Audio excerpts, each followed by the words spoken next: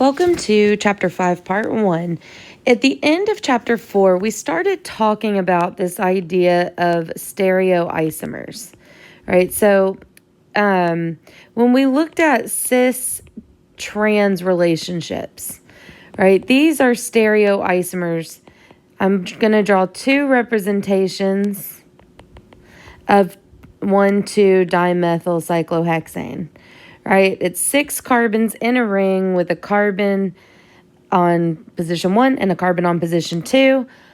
All the connectivity is the same. The amount of hydrogens are the same, the amount of carbons. The only difference is the position in space. So that leads us very nicely into this whole chapter on stereoisomerism, where we're going to learn about different types of isomers. And so it's important we discuss a little bit of the vocabulary. Some of it's review and some of it will be new, right? The general category of isomers is just different compounds with the same formula. And so we know that we've looked at some basic types of isomers. Here we've already discussed constitutional isomers. Right, when we think about constitutional, or sometimes they're called structural isomers, they may have the same formula, but they're going to be connected differently. So for instance, butane, right, C4H10, is a constitutional isomer of butane of 2-methylpentane. Right, these are both C4H10. The carbons are connected in a different order, so they are constitutional isomers. There's a whole field of other isomers called stereoisomers. So it's going to have the same formula, right? So they both have the same molecular formula. That's the word isomer. Whereas constitutional isomers have different connectivity.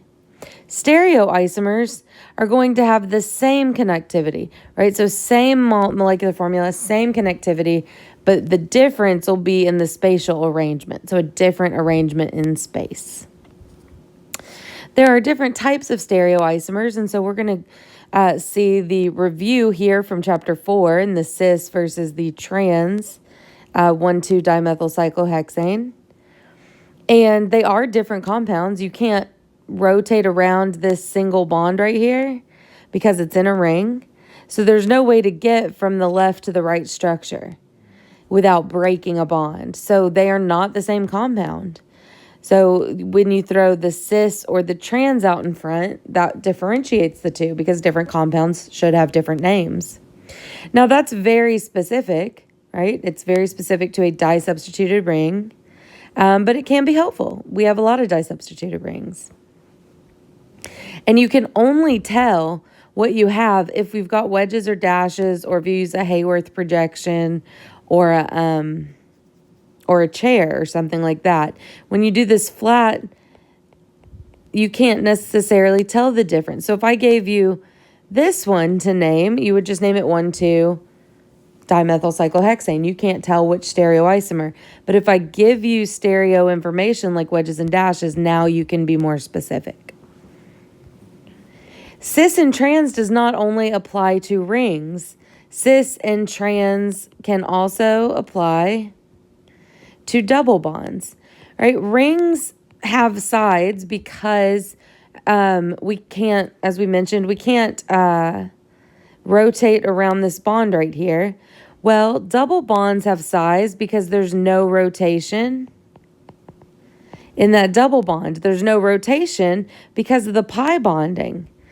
Yeah, the sigma bond is fine, but if you rotate this, one of them backwards, one of them forwards, then the pi bond would break.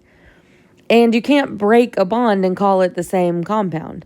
So in this case, there are two different sides. So when we look at 2-butene, let's see over here, the two methyl groups could either be on the same side or on opposite sides. Let me stick with what they're doing. Make that an H. Right, if the methyl groups are on the same side, then that is cis 2-butene. And you might see that drawn like this. If the CH3s are on opposite sides, then we have trans 2-butene, right? So they're two different compounds. They have different physical properties, different boiling point, different melting point.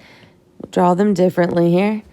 And so they should have a different name, right? So it's very similar to the cis-trans relationship on the ring.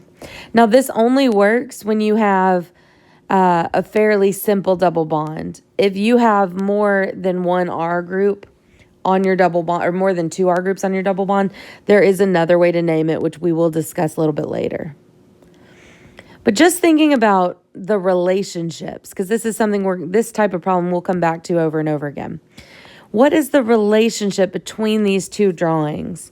Well, let's look at this one. They're both 6-membered rings. If I had to draw it flat, it's just a 6-membered ring with an OH. In one, it's in the equatorial position, and in the other, it's in the axial position. But we know we can flip the chair back and forth without breaking any bonds. Remember, chairs are conformations. These aren't different compounds. So there is an equilibrium there. It can flip back and forth. It's not held in place like the fact that the OH is up is held in place. So this is actually the same compound, right? Just two different conformations. Now, when we look at the next set, in one, we have a ring that has an OH going up and an OH going up. So they're right next to each other. One's axial, one's equatorial, but they're both going up. In the next image, we have a 6-membered ring where it looks like one of them is going up, but the other one is going down. So now it's on the other face of the ring. So these are same connectivity. They're both 6-membered rings with two OHs on adjacent carbons, but they are not identical in the arrangement in space. So these are, I'll write it over here, stereoisomers. Hopefully this one here is easy. They're both C4H8O. The connectivity is different. One's a ring, one's a double bond. One has all 4 carbons in a row in an open chain. One has them in a ring with the oxygen. This would be constitutional isomer. And you can always go in and figure out, right, this is C4O, 1, 2, 3, 4, 5, 6, 7, 8 hydrogen. Can do the same thing with both, just to verify that they're isomers at all. There's an example missing there. So you have identical, stereo, constitutional. In the example they have here, where it's already solved for, but that's okay. Let's think about this. It looks like there's a trans relationship to those methyl groups, but then there's a cis relationship to these two. On the other example, there is a trans relationship of 2 methyl groups and a cis relationship of 2 methyl groups. All that has happened is that we've picked this one up, just picked it all the way up and turned it over. We haven't rotated any bonds. We haven't broken anything. We've literally just picked it up and turned it over. So they are identical. And then stereoisomers, it looks like we have a cis-trans relationship, right? You have your R groups on opposite sides of that double bond, if we kind of draw a line through that double bond, versus your R groups on the same side of the double bond, if we draw a line through it. So it's the same connectivity. It's an open chain of what looks to be 5 carbons with a double bond between 2 and 3. But the arrangement in space is different. So it's stereoisomers. I definitely recommend, certainly by the end of this chapter, doing some of the isomer practice that I put up for you guys. And of course, you'll have some in your homework. And then you can decide cis, trans, or neither. Well, okay. In this case, we have our 2 groups on the same side, so that's cis. Here we have a ring where both are up, so that one is cis. Here, if we think about that line, our R groups are on opposite sides, so that's trans. Something isn't showing up there. Here, this one, this would be neither. You can't be cis and trans, right? Those two would be trans. Those two would be cis. So it winds up being neither. Right? So cis, trans, neither. And then our ring was missing. You have up, you have down. So that's going to go with trans. Axial and equatorial have nothing to do with what side of the molecule they're on. Up and down or wedge and dash is what you're going by.